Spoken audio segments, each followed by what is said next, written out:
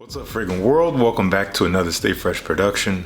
My name is Justin Copeland, and on this channel, Stay Fresh Productions, we talk about all things fragrance related. Make sure you subscribe and join the Fresh Squad today if you have any interest in that kind of content. Today, we're talking about a critical topic surrounding fragrance. So normally I would play some trumpet at the beginning of a video, but I just felt like getting right into it today.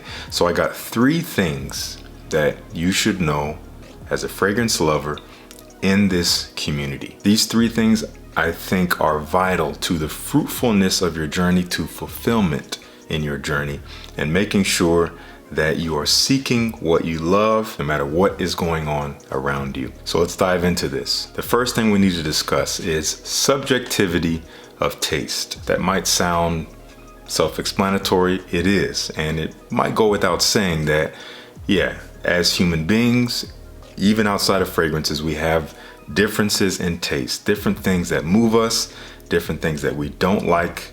Everyone's different. We all perceive with our senses in different ways. This applies heavily to fragrances, obviously. So you, as a fragrance lover, whether you're new or you've been in this for a while, do not let anyone invalidate your taste simply because it's not like their own. You know, a lot of the time we do have a little bit of snobbery when it comes to niche fragrances versus designer fragrances.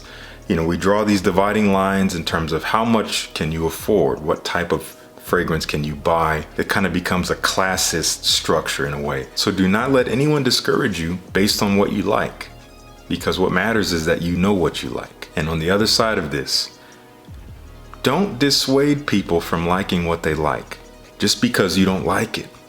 That blows my mind. The fact that in your world, you dislike something, and when you see someone else likes it, you feel the need to tell them that they are wrong simply because you in your own little minuscule infinitesimal world feels like your taste is what should apply to everything else. Again, subjectivity here. So be courteous of others, be respectful of other people's journey, and make sure you keep an open mind. All right, number 2, virtually any fragrance can get you compliments. I have talked about this before. I actually made a whole video about this topic. You can check it out here. I think I was actually wearing this same shirt now that I think about it.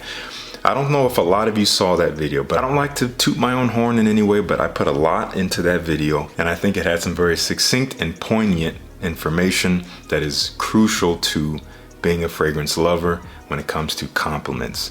Obviously, compliments carry a lot of weight in this community, especially those who are just getting into watching YouTube videos and learning more about fragrances. They want to know what they can buy that's going to be appealing to everyone else. Totally get that. I went through the same journey.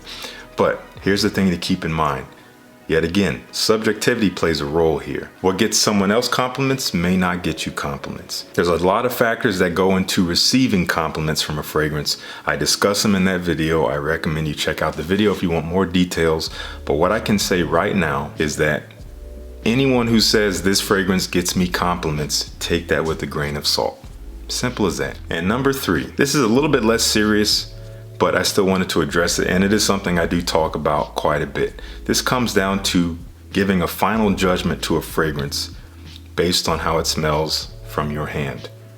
Now, as fragrance lovers, a beautiful thing that we do is we can get an intimate experience with how a fragrance smells by smelling it up close, especially when you start to get more of an understanding of notes and accords and how they come together to actually create what you are smelling.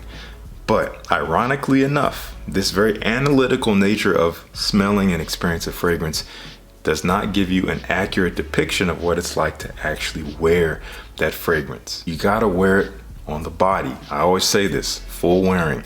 I get a lot of crap for saying that from my friends in jest, but it's true. You gotta wear it around your neck or your chest, whatever it is that you do when you put on a fragrance. That is how you need to experience it. How does it behave in the air around you? This is the best way to truly experience the scent itself, its development, and its performance, not from your hand. Now, you might ask why. Why is this the best way to experience fragrance? Well, there's a lot of reasons, but the most important reason, the most obvious one, is that in the real world, when you put on your fragrance and you step outside and you're around people, the way that people experience your fragrance is not by burying their nose into your neck and following you around and then telling you what they think about the fragrance.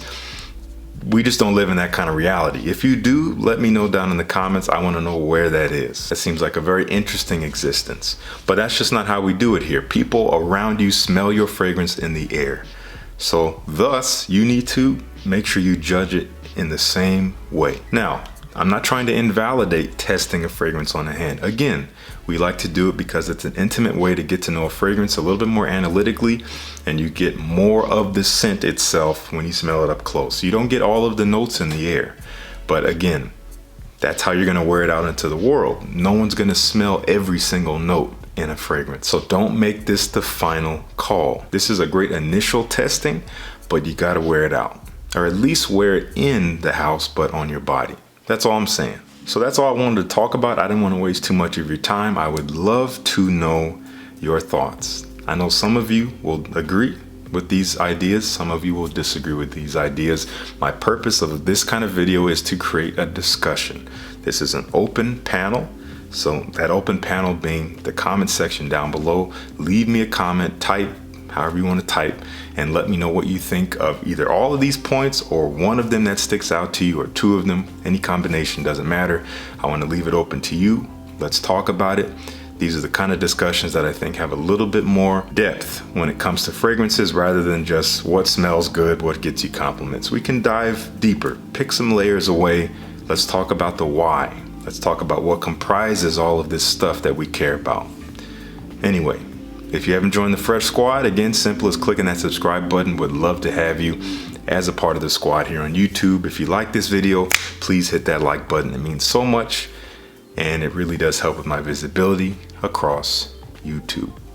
Thank you so much in advance, and thank you so much for tuning into this video. Peace. I'll see you in the next one.